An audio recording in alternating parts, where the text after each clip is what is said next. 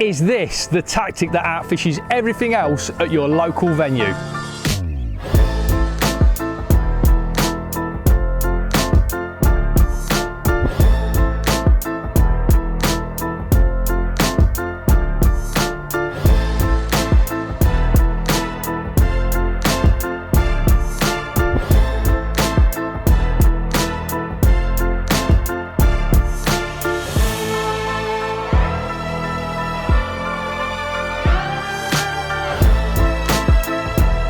Target an area today around 50 meters. I'm going to feed that area, but I'm also going to fish on that area and around it. So I want gear that's capable of casting to that distance really comfortably, but also has a really nice fish playing action. So I've got two rods. I've got my bait up rod that I'll talk about in a second, but also I've got my actual fishing rod.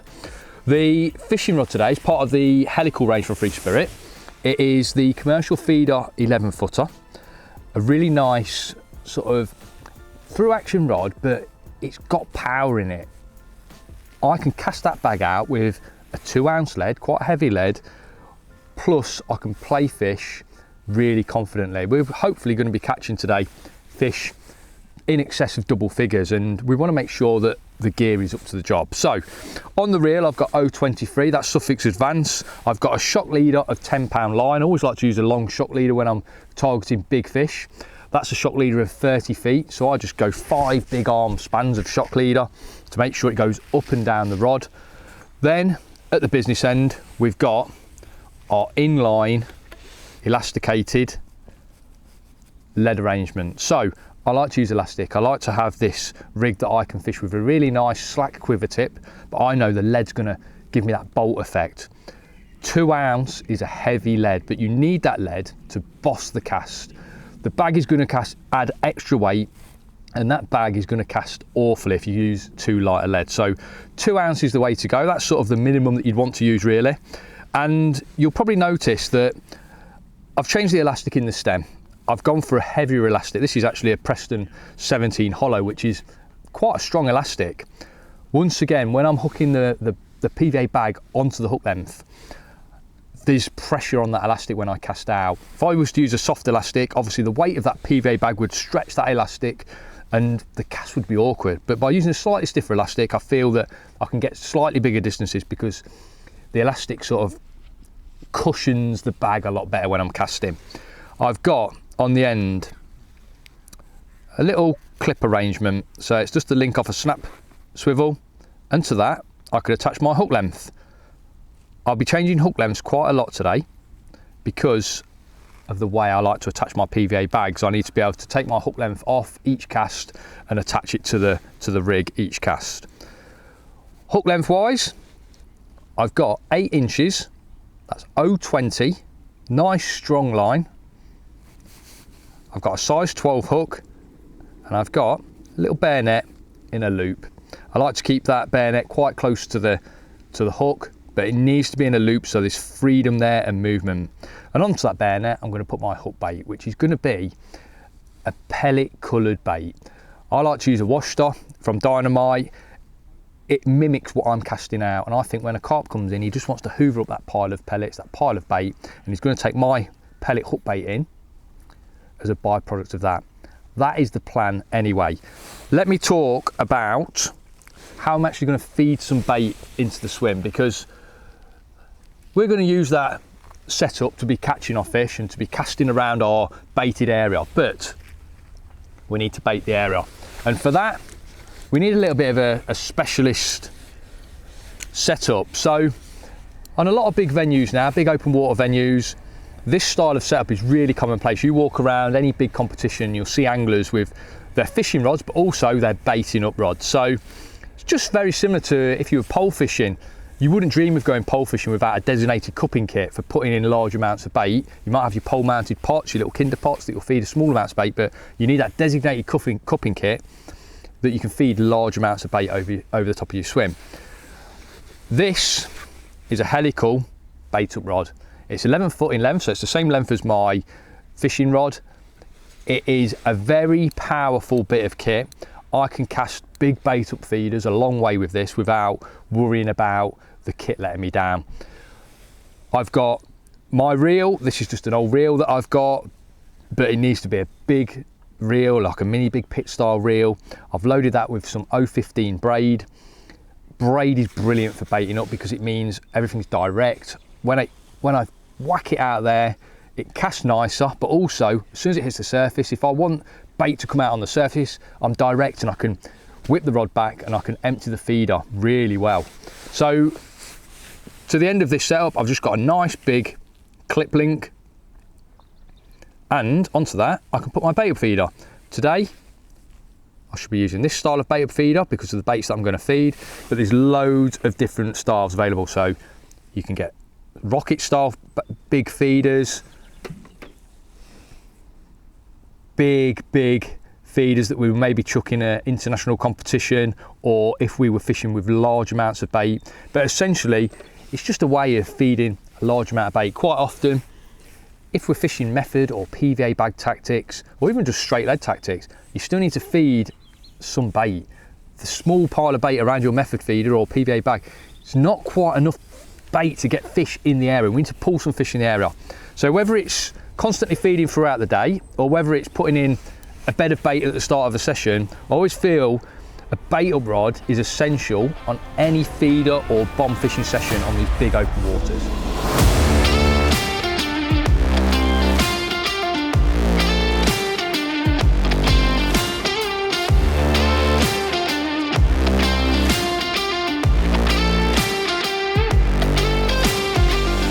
Now today I've been feeding a mixture of hard 8mm and micro pellets. To be honest, I don't really want to feed many micro pellets at all. I think it's going to attract skimmers into the swim, smaller fish, and I want the fish less preoccupied on them smaller baits. I want them picking up the bigger baits, but to cap my bait up feeder, we have to use a few micros. I want to be feeding hard baits if I can. So hard 8mm, that's the name of the game. Feed as many of those into the swim as necessary. Now when it comes to feeding, I like to kick the swim off by maybe giving it 2 or 3 bait up feeders. I want to empty the feed out on the surface and get that sort of nice spread of bait. And then after each fish, I'm going to put in 1 or 2 more bait up feeders. I think the splash on the water surface attracts fish, and I think that extra bait raining through the water column attracts fish. You've got to remember, you're creating a beautiful little target in amongst all of those pellets with your PVA bag. So you haven't got to worry about being too accurate. You just want to get them in a reasonably tight area and cast your PVA bag over the top. You know that little parcel of bait is fishing over some bait. And these fish in these sort of venues are hungry fish. Double figure fish can hoover up a pint of pellets in no time. So don't be shy with the bait. Make sure you're bringing enough bait to the bank. 3, 4, 5 pints of bait. I think that's a minimum requirement on a big venue like this.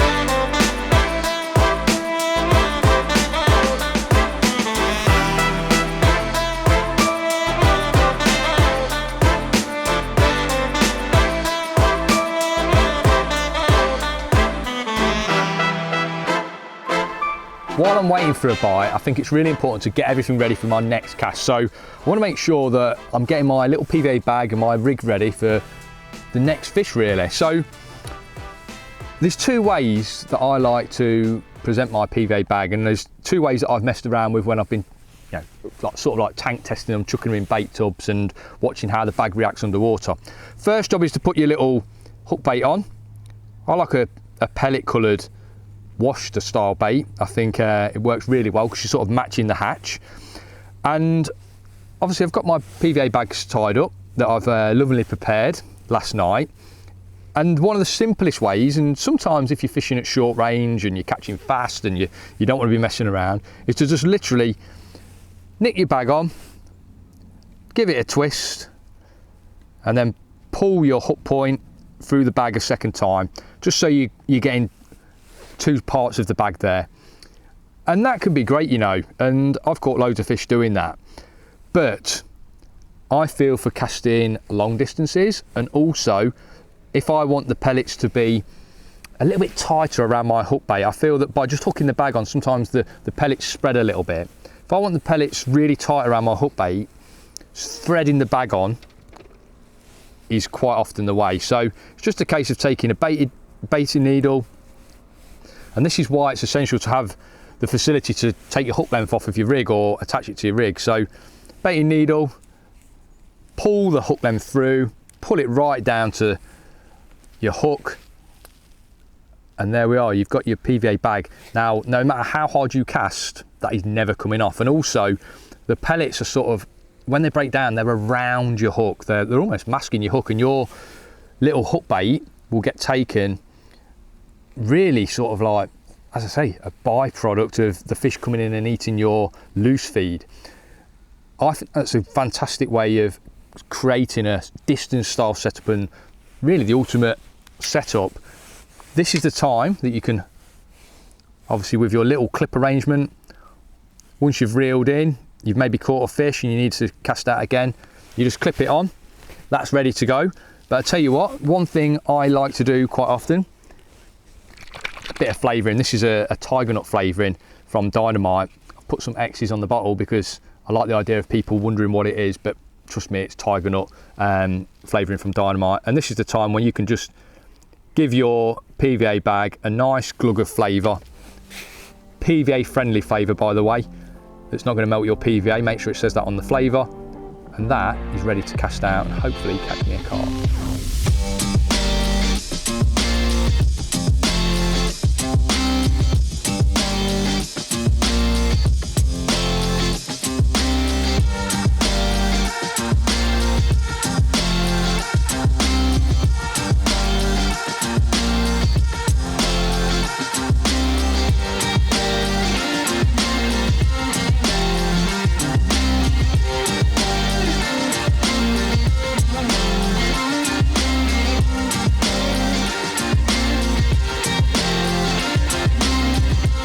The fish you catch with this PVA bag approach are often the big old boys, the ones that have seen it all before. They've seen that method feeder approach before, and this certainly is a unit. He's kited well to my left. Bite was amazing. Took about 20 yards of line on the bite and then swung round to my left. He's just nodding now. And the fact that I've got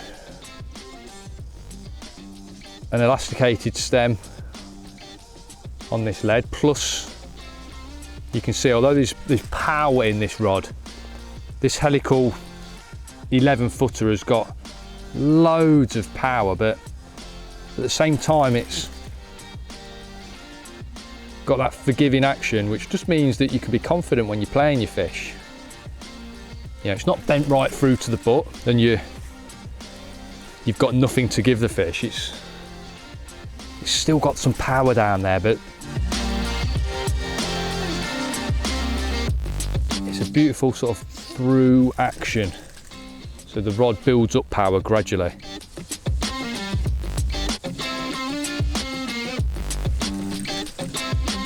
I'm using a shock leader, and it always gives me confidence when we've managed to just get that shock leader knot through the rings. Just want to hear that shock leader knot clicking through the rings, then I feel like I can give the fish a little bit more pressure, because then we're on that stronger line. There we go, we're just getting to the shock leader now. Big head shake.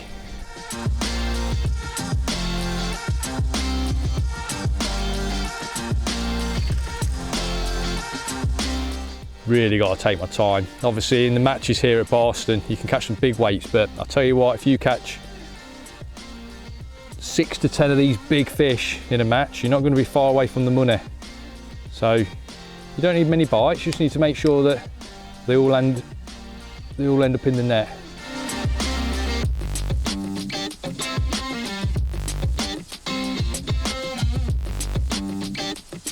Very shallow close in this here, so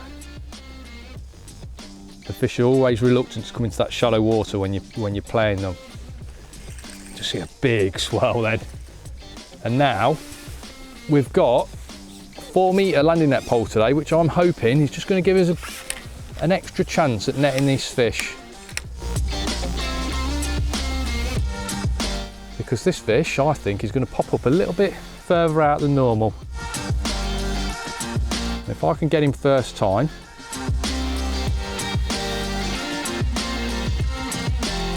that's a bonus.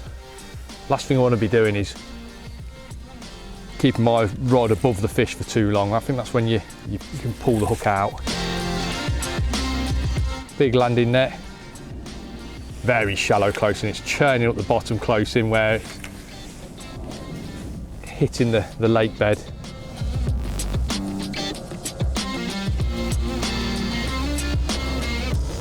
Fishing never disappoints here at Barston.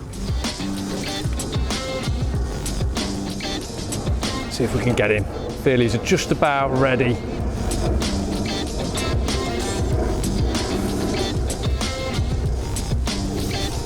Oh, he is a beauty. Go on, he's in there. Yes. Absolutely stunning fish. You can see we have to reach for him a little bit there. We've got this 4 metre landing net pole, which I think you need a long landing net pole for these for these situations. Just means it gives you a better chance of landing these big fish when they pop up further out. That fish is an absolute cracker.